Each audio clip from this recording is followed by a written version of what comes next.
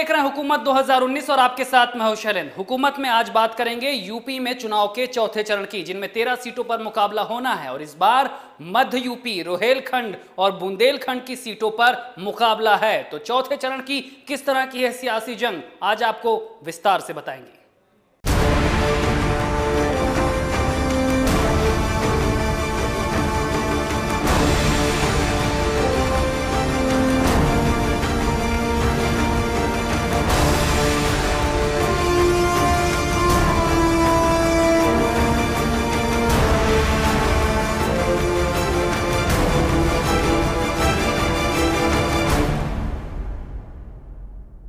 तो यूपी में चौथे चरण का मतदान 29 अप्रैल को होना है और लड़ाई इस बार इसलिए भी दिलचस्प हो जाती है कि मुकाबला अब पश्चिमी यूपी से निकलकर रोहेलखंड, मध्य यूपी और बुंदेलखंड की तरफ बढ़ रहा है। ऐसे में क्या है सियासी समीकरण, इस रिपोर्ट में देखिए। यूपी की 13 लोकसभा सीटों पर चौथे चरण में 29 अप्रैल को मतदान होना है। चौथा चरण काफी महत्वपूर्ण है। चुनाव फोकस पश्चिमी यूपी से खिसककर रोहेलखंड, मध्य यूपी और बुंदेलखंड तक पहुंच रहा है। चौथे चरण में शाहजहांपुर, हरदोई, कानपुर, इटावा, उन्नाव, फर्रुखाबाद, झांसी, खीरी, जालौन, मिश्रिख, हमीरपुर, कन्नौज और अकबरपुर लोकसभा सीटों पर मतदान होना है। 2014 में मतदान वाली 13 सीटों में से 12 सीटें भाजपा के कब्जे में रही थी। मात्र कन्नौज संसदीय सीट ही ऐसी है जिस पर अखिलेश यादव की पत्नी डिंपल चुनाव जीती थी। 13 सीटों में कई सीटों पर कांग्रेस की मजबूत नुमाइंदगी ने मुकाबले को त्रिकोणीय बना दिया है। चौथे चरण में जिन दिग्गजों के भाग्य का फैसला होना है उसमें डिंपल यादव, अरुण शंकर शुक्ला उर्फ अन्ना, कांग्रेस से सलमान खुर्शीद, श्री प्रकाश जायसवाल, जफर अली नकवी, अन्नू टंडन, भाजपा के सत्यदेव पचौरी, साक्षी महाराज मुख्य हैं। चौथे चरण की बात करें तो मिश्रिख सुरक्षित सीट पर बीजेपी 2014 में मोदी लहर में जीती थी। इस बार बीजेपी ने अपनी मौजूदा सांसद अंजू बाला का टिकट काटकर 2014 में बीएसपी से दूसरे नंबर पर रहे अशोक रावत को मौका दिया है। बीएसपी ने नीलू सत्यार्थी को मैदान में उतारा है। वहीं कांग्रेस ने भाजपा विधायक सुरेश राही की भाभी मंजरी राही चुनावी मैदान में है। यहाँ अति पिछड़ा वोट बेहद अहम है। आलू बेल्ट वाली फर्रुखाबाद सीट की नुमाइंदगी कभी समाजवादी विचारक राम मनोहर लोहिया किया करते थे। बीजेपी ने 2019 में सांसद मुकेश राजपूत को फिर से मैदान में उतारा है। पिछली बार इस सीट पर एसपी दूसरे नंबर पर थी। इस बार गठबंधन में ये सीट बीएसपी के खाते में गई है और मनोज अग्रवाल चुनावी दंगल में है। कांग्रेस के दिग्गज नेता सलमान खुर्शीद पर फिर अपनी किस्मत आजमा रहे हैं। फिलहाल यहाँ लड़ाई त्रिकोणीय है। फर्रुखाबाद से सटी कन्नौज लोकसभा सीट पर करीब 23 साल से सपा का कब्जा है, लेकिन 2014 में बड़ी मुश्किल से सपा यहाँ से जीत पाई थी। कांग्रेस ने डिंपल को वॉकओवर देते हुए अपना प्रत्याशी यहाँ से नहीं उतारा है। तो वहीं पिछली बार बीएसपी से लड़े निर्मल तिवारी इस बार बीजेपी के पाले में हैं, जो सपा को चुनौती दे रहे हैं। बात हरदोई सुरक्षित सीट की करें तो एसपी छोड़कर बीजेपी में आए नरेश अग्रवाल की प्रतिष्ठा यहाँ हमेशा दांव पर रहती है। यही वजह है कि बीजेपी ने नरेश के करीबी जयप्रकाश रावत को उम्मीदवार बनाया है। सपा उम्मीदवार उषा वर्मा बीजेपी को चुनौती दे रही हैं, तो कांग्रेस ने पूर्व विधायक वीरेंद्र वर्मा को टिकट दिया है। शाहजहांपुर सीट में जीत का स्वाद कांग्रेस, सपा और बीजेपी तीनों ने चखा है। कांग्रेस के दिग्गज नेता जितेंद्र प्रसाद यहाँ से 4 बार सांसद रहे। बीजेपी के कृष्णा राज 2014 में यहाँ से सांसद बनी, लेकिन इस बार बीजेपी ने बीएसपी छोड़कर आए अरुण सागर को उम्मीदवार बनाया है। गठबंधन के प्रत्याशी के तौर पर बीएसपी के अमर चंद्र जौहर चुनावी मैदान में हैं। ऐसे में घर के भीतर की नाराजगी भी बीजेपी के लिए चुनौती है।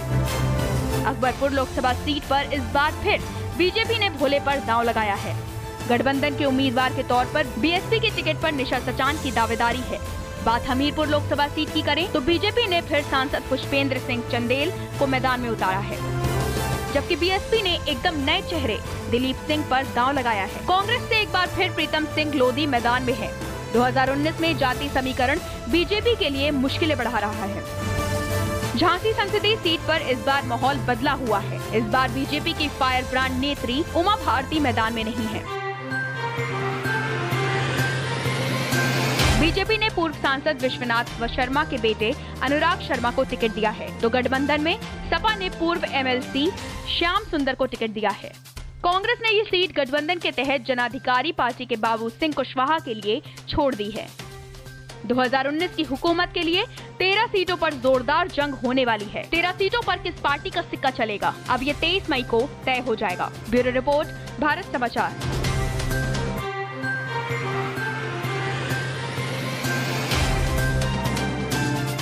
तो देश का मैनचेस्टर कही जाने वाली कानपुर लोकसभा की सीट पे भी मुकाबला चौथे चरण में होना है।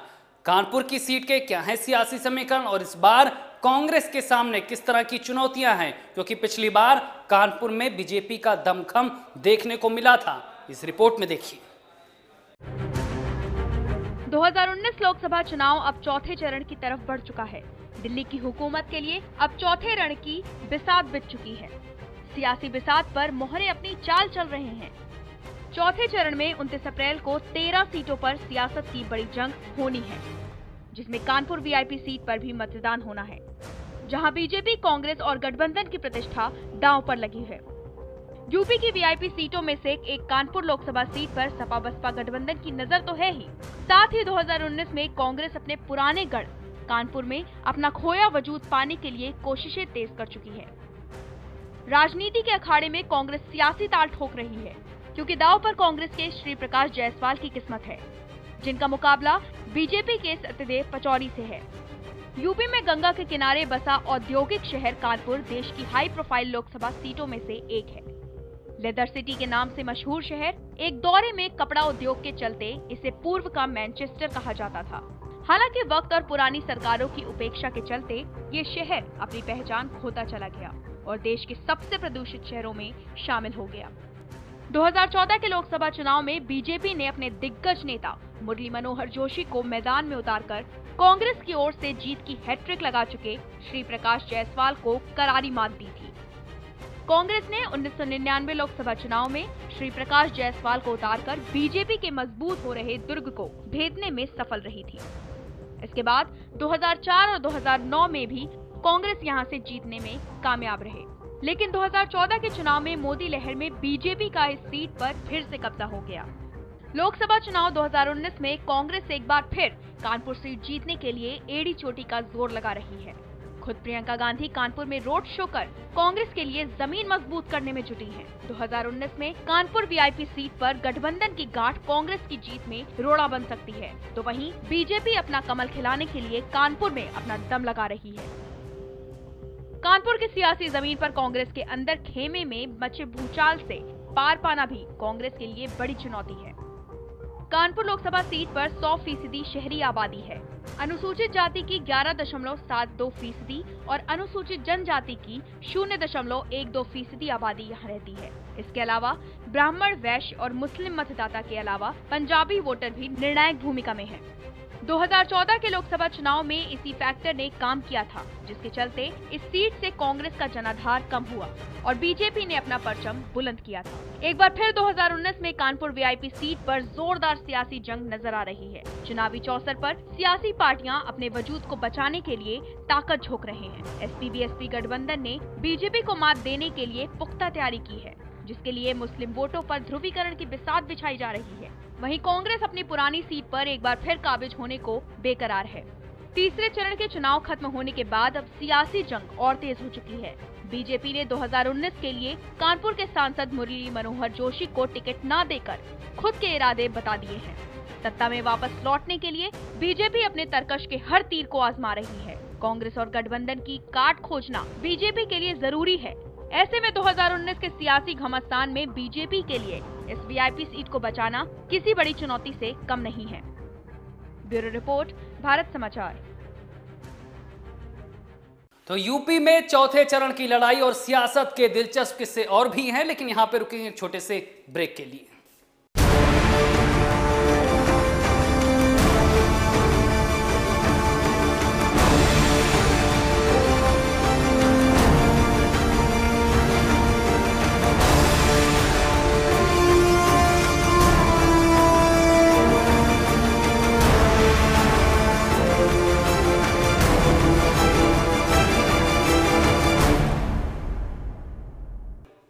और अब बात करेंगे इटावा लोकसभा सीट की, जहां पर 2014 में बीजेपी का कमल खिला था, लेकिन ये सीट सपा का गढ़ मानी जाती है। ऐसे में जब मुकाबला 2019 का है तो इस बार सपा बसपा के सामने बीजेपी की फिर से चुनौती है। क्या है इस सीट के सियासी समीकरण, इस रिपोर्ट में देखिए। उत्तर प्रदेश की इटावा लोकसभा सीट अनुसूचित जाति के लिए आरक्षित है। इटावा शुद्ध देशी घी का बड़ा केंद्र है। साथ ही कपास और रेशम बुनाई के महत्वपूर्ण उद्योग हैं। तो तिलहन और आलू फसल के साथ सियासत की खेती भी यहाँ खूब फलती फूलती है। यूपी की सियासत में बड़ा रसूख रखने वाली समाजवादी राजनीति का बड़ा केंद्र इटावा सीट ही रही है, लेकिन मौजूदा समय में ये सीट बीजेपी के कब्जे में है। 2014 के लोकसभा चुनाव में मोदी लहर में अशोक कुमार दोहरे मुलायम के गढ़ में कमल खिलाने में कामयाब रहे थे। 1991 में बसपा के संस्थापक काशीराम भी इस सीट से जीतकर सांसद पहुंचे थे। इटावा उत्तर प्रदेश के यादवलैंड का वो इलाका है जहां लंबे वक्त तक सिर्फ साइकिल वालों की सल्तनत चलती थी, लेकिन 2014 के लोकसभा और 2017 के विधानसभा चुनाव में मुलायम परिवार के इस किले पर बीजेपी ने अपना झंडा गाड़ दिया। 2019 की जंग में हालात ना तो बीजेपी के फेवर में है और ना ही समाजवादी पार्टी के। एसपी को बीएसपी के समर्थन का फायदा तो मिलेगा, लेकिन शिवपाल यादव की बगावत का नुकसान भी हो सकता है। अगर चाचा शिवपाल के उम्मीदवार ने यादव वोट बैंक में सेंध लगा दी तो भतीजे अखिलेश की साइकिल का पहिया पंचर हो सकता है। 1957 से अस्तित्व में आई इटावा लोकसभा सीट समाजवादी पार्टी से पहले कांग्रेस का गढ़ रही है। यहाँ 4 बार समाजवादी पार्टी, 4 बार कांग्रेस और 2 बार बीजेपी को जीत हासिल हो चुकी है। 1991 में बीएसपी से काशीराम भी चुनाव जीत चुके हैं। 2019 में मुकाबला बीजेपी के रामशंकर कठेरिया, महागठबंधन के कमलेश कटेरिया और कांग्रेस के अशोक दोहरे के बीच में है। रामशंकर कठेरिया आगरा से सांसद हैं और टिकट इटावा से मिला है। इटावा के सांसद अशोक दोहरे का टिकट कटा तो उन्हें कांग्रेस ने मैदान में उतार दिया। 2019 की हुकूमत के लिए इटावा सीट पर सियासी हवा का रुख बदला हुआ नजर आ रहा है। इटावा में लड़ाई बीजेपी और एसपी उम्मीदवार के बीच नजर आ रही है। इटावा वो जगह है जहां से मुलायम सिंह यादव ने अपना सियासी सफर शुरू किया था। मुलायम के गांव सैफई से इटावा महज 22 किलोमीटर दूर है। इटावा के दिल पर कई दशकों तक मुलायम के परिवार ने राज किया, लेकिन कुनबे की कलह में यहाँ का वोटर बटा हुआ नजर आ रहा है। चौथे चरण के रण में इटावा सीट पर मतदान होना है। ऐसे में गठबंधन और कांग्रेस के सामने बीजेपी से पार पाना किसी बड़ी चुनौती से कम नहीं है। इटावा लोकसभा सीट के जातीय समीकरण को समझें तो इटावा में 4,20,000 दलित, 2 लाख ब्राह्मण, 1,70,000 यादव, 1,20,000 राजपूत, 1 लाख मुसलमान और 1 लाख वैश्य वोटर हैं। दलित बहुल इस लोकसभा क्षेत्र में एक मुश्त यादव वोटर किसी भी उम्मीदवार की जीत और हार तय कर सकता है। सियासी बिसात पर अगर जातीय मोहरे के चाल कामयाब रहे तो किसी पार्टी के लिए इटावा को फतेह करना मुश्किल नहीं है, लेकिन 2019 की हुकूमत के लिए इटावा की जंग आसान नहीं है। 2014 लोकसभा चुनाव की बात की जाए तो बीजेपी के अशोक कुमार दोहरे को 46.79% वोट मिले थे, जबकि एसपी उम्मीदवार रहे प्रेमदास कठेरिया को 28.38 वोट मिले थे। बीएसपी उम्मीदवार अजय पाल 20.52% वोटों के साथ तीसरे नंबर पर रहे। इन सब के इतर कांग्रेस उम्मीदवार हंसमुखी 1.43% वोटों के साथ चौथे नंबर पर काबिज हुई थी। 2019 में इटावा सीट की हुकूमत के लिए बीजेपी के सामने एक बार फिर सपा का गढ़ ढहाने की चुनौती है। बीजेपी एक बार फिर राजनीति की शतरंज पर जातीय समीकरण की बिसात बिछाकर मुलायम के दंगल में अपना परचम बुलंद करना चाहती है। जंग जोरदार है, जिसका फैसला 29 अप्रैल को होना है, जिसमें वोटर की भूमिका सबसे अहम रहने वाली है। ब्यूरो रिपोर्ट, भारत समाचार। उन्नाव लोकसभा की सीट राजधानी लखनऊ और औद्योगिक नगर कानपुर से सटी हुई है। 2014 के चुनाव में साक्षी महाराज ने अपना परचम लहराया था, लेकिन 2019 में उन्नाव की सीट पर मुकाबला त्रिकोणीय बनता नजर आ रहा है। ऐसे में सपा बसपा गठबंधन, कांग्रेस और बीजेपी की ये लड़ाई में कौन बाजी मारेगा और उन्नाव की सीट का क्या है सियासी समीकरण, इस रिपोर्ट में देखिए।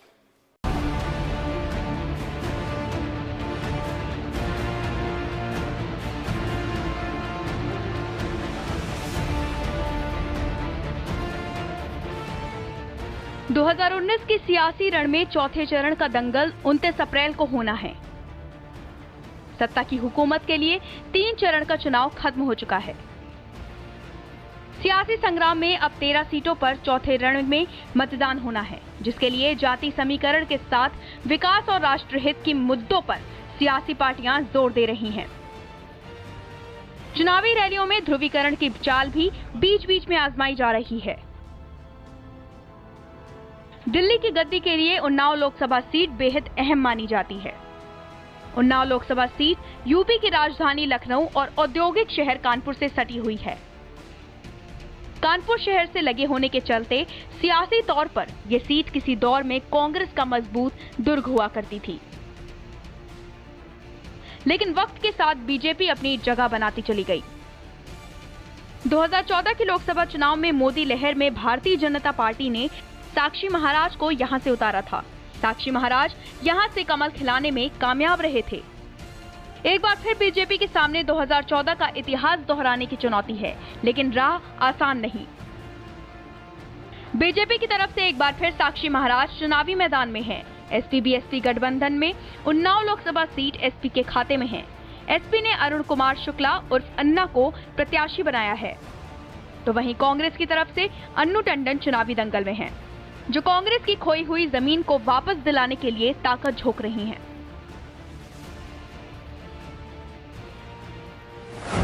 उन्नाव संसदीय सीट पर 2014 तक 16 बार आम चुनाव और 1 बार उपचुनाव हुए हैं। 4 बार बीजेपी और 9 बार कांग्रेस जीतने में सफल रही। एसपी-बीएसपी और जनता पार्टी एक बार जीतने में सफल रही है।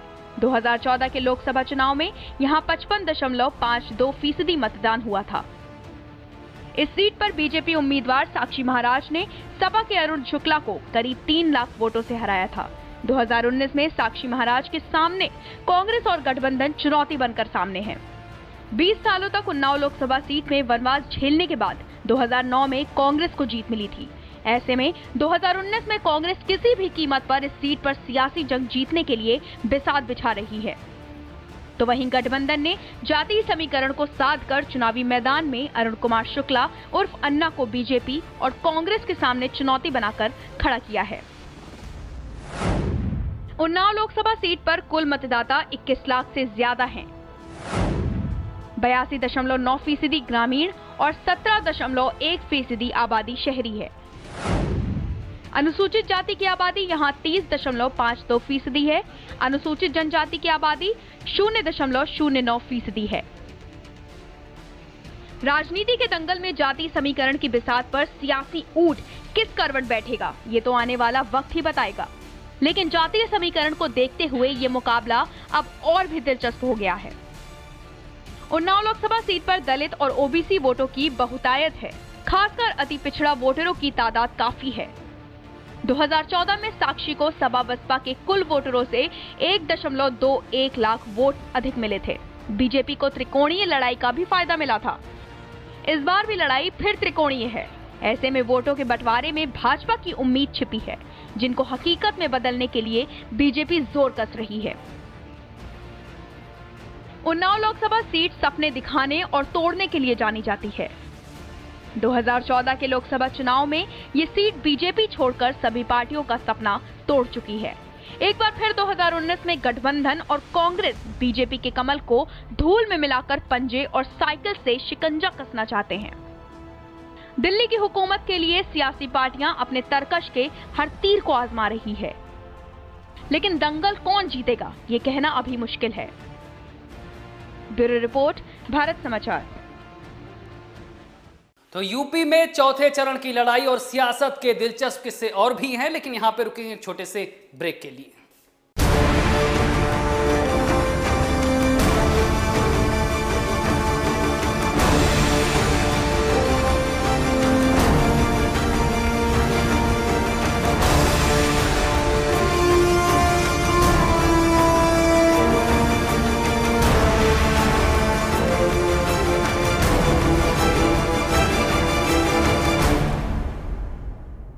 तो देश में चुनाव का माहौल है और पीएम मोदी बीजेपी के पक्ष में ताबड़तोड़ रैलियां कर रहे हैं, लेकिन मनसे प्रमुख राज ठाकरे का एक भाषण इन दिनों सियासी फिजाओं में गूंज रहा है।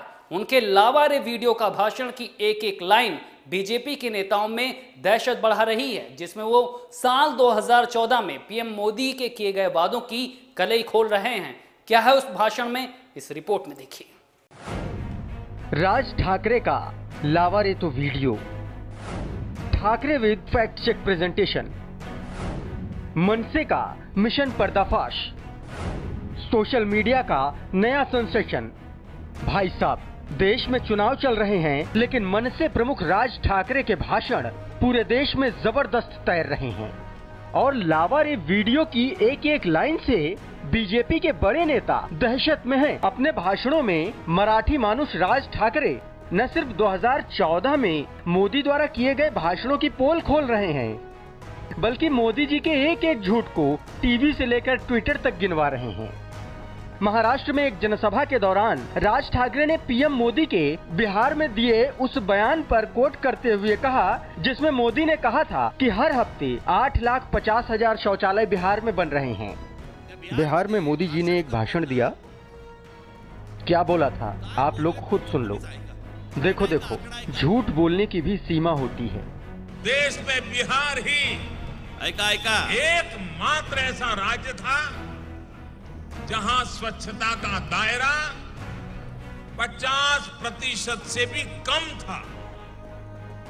लेकिन मुझे आज हमारे सचिव श्रीमान परमेश्वर जी ने बताया कि एक हफ्ते के स्वच्छाग्रह अभियान के बाद बिहार ने इस बैरियर को तोड़ दिया है। पिछले एक हफ्ते में बिहार में 8,50,000 से ज्यादा शौचालय बनाने का निर्माण कार्य पूर्ण कर दिया है। 8,50,000 शौचालय एक हफ्ते में बनाए गए। अगर इससे औसत निकाला जाए तो 84 शौचालय हर मिनट और 7 शौचालय हर सेकंड बने। जितने कम वक्त में मोदी जी शौचालय बनवा रहे हैं, इतने वक्त में तो आदमी को होती तक नहीं है। राज ठाकरे 2019 का लोकसभा चुनाव तो लड़ नहीं रहे, तो फिर वो चुनाव प्रचार किसके लिए कर रहे हैं और ये लगातार रैलियां कर क्यों रहे हैं? इनमें वो पीएम नरेंद्र मोदी और अमित शाह पर आक्रामक तरीके से हमला भी बोल रहे हैं। ये रैलियां परंपरागत रैलियों से हट के हैं। बाकायदा इन रैलियों में पावर पॉइंट प्रेजेंटेशन का इस्तेमाल किया जा रहा है। अभी गूगल ने टिकटॉक को भी बैन किया है। इस पर ट्विटर पर लोगों ने लिखा कि असली टिकटॉक तो महाराष्ट्र में चल रहा है। राज ठाकरे हर उस मुद्दे पर मोदी को घेर रहे हैं जिनका उन्होंने चुनाव जीतने से पहले 2014 में वादा किया था। नमामि गंगे परियोजना पर कुछ ऐसे घेरा राज ठाकरे ने। नमामि गंगे योजना आई थी, 20,000 करोड़ रुपए से गंगा को साफ किया जाना था। वो पैसा कहाँ गया भगवान जाने। एक व्यक्ति थे जीडी अग्रवाल, उन्होंने 111 दिन तक भूख हड़ताल की थी। गंगा बचाने के लिए इस बुजुर्ग ने 111 दिन तक अनशन किया था और 111वें दिन उनकी मृत्यु हो गई थी। मोदी जी ने इतने दिनों में एक सेकंड के लिए भी उनसे बात करने की कोशिश नहीं की। ये सब वाराणसी में हो रहा था, प्रधानमंत्री नरेंद्र मोदी के लोकसभा क्षेत्र में। 6 अप्रैल को मुंबई के शिवाजी पार्क में राज ठाकरे का भाषण सोशल मीडिया पर सेंसेशन बन गया है। महाराष्ट्र का क्षेत्रीय मीडिया लिख रहा है कि कांग्रेस और एनसीपी के उम्मीदवार राज ठाकरे को अपने चुनावी क्षेत्र में लेकर जाना चाहते हैं और चुनावी रैलियों को संबोधित कराना चाहते हैं। अपने भाषण में राज ठाकरे ने सीधा हमला करते हुए कहा, मैंने 4 साल पहले ही चेतावनी दी थी कि मोदी युद्ध जैसी स्थिति पैदा करके चुनाव जीतने की कोशिश करेंगे। नरेंद्र मोदी और अमित शाह की जोड़ी खतरनाक है। तो सवाल भी पूछ लिया कि पुलवामा में आरडीएक्स आखिर पहुंचा कैसे। नरेंद्र मोदी जब विपक्ष में थे तो पूछते थे कि आरडीएक्स कहां से आया, लेकिन अब जब हमारे 40 जवान मार दिए गए तो क्यों नहीं बताते कि आरडीएक्स कहां से आया। जहां हमारे जवान जान पर खेलकर सीमाओं की रक्षा करते हैं, वहीं नरेंद्र मोदी उसे राजनीतिक रंग दे रहे हैं और उनकी शहादत का राजनीतिक फायदा उठा रहे हैं। अपने भाषणों में वो न सिर्फ मोदी सरकार के चुनावी वादों की पोल खोल रहे हैं, बल्कि नरेंद्र मोदी के झूठ भी गिना रहे हैं। इसी क्रम में उन्होंने एक रैली में कहा कि जवाहरलाल नेहरू ने प्रथम सेवक शब्द दिया था, नरेंद्र मोदी ने इसे बदलकर प्रधान सेवक कर दिया। नरेंद्र मोदी ऐसी ऐसी बातें बोलते हैं जिनका आज से कोई संबंध नहीं है। पूरा भाषण नेहरू ने क्या किया, इंदिरा ने क्या किया, इसी पर रहता है। अरे आज की बात करो ना, महिला अत्याचार पर, किसानों पर। मैं आपको बताता हूँ, जो ये खुद को प्रधान सेवक बोलते हैं ना, यह वाक्य पंडित जवाहरलाल नेहरू ने कहा था। दिल्ली के स्मृति भवन में उन्होंने कहा था कि आप लोग मुझे प्रधानमंत्री मत बुलाया कीजिए, इस देश की जनता मुझे प्रथम सेवक कह के पुकारे। मोदी जी ने प्रथम सेवक को प्रधान सेवक बना दिया। अभी आंध्र प्रदेश और तमिलनाडु में भाषण दे रहे थे, वहाँ लोगों से कह रहे थे, है कि नहीं, है कि नहीं, है कि नहीं। अरे नहीं समझते वो आप क्या बोल रहे हैं।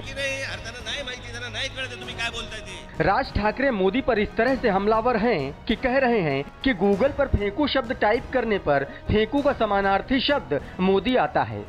आप ये समझिए कि इस लोकसभा चुनाव में राज ठाकरे की मनसे ने एक भी उम्मीदवार नहीं उतारा है। बावजूद इसके बीजेपी की राज ठाकरे के भाषणों की वजह से हलक सूख गई है और इसी वजह से बीजेपी ने अब चुनाव आयोग में राज ठाकरे की शिकायत की है। बीजेपी ने पत्र लिखकर सवाल किया है कि अगर राज ठाकरे ने एक भी उम्मीदवार चुनाव में नहीं उतारा है तो राज ठाकरे प्रचार किसका कर रहे हैं, और अगर वो प्रचार कर रहे हैं तो उनके चुनाव प्रचार का खर्च स्थानीय उम्मीदवार के खर्चे से जोड़ा जाए कि नहीं। लेकिन बीजेपी की इस मांग से चुनाव आयोग भी असमंजस में है। बीजेपी इसलिए भी खौफ में है क्योंकि राज ठाकरे सीधे तौर पर शाह और मोदी पर हमला करके लोगों से अपील भी कर रहे हैं कि इस चुनाव में शाह और मोदी की जोड़ी को दिल्ली के तख्त से दूर करना है। ब्यूरो रिपोर्ट, भारत समाचार। तो हुकूमत 2019 के आज के एपिसोड में फिलहाल इतना ही। दीजिए इजाजत, नमस्कार।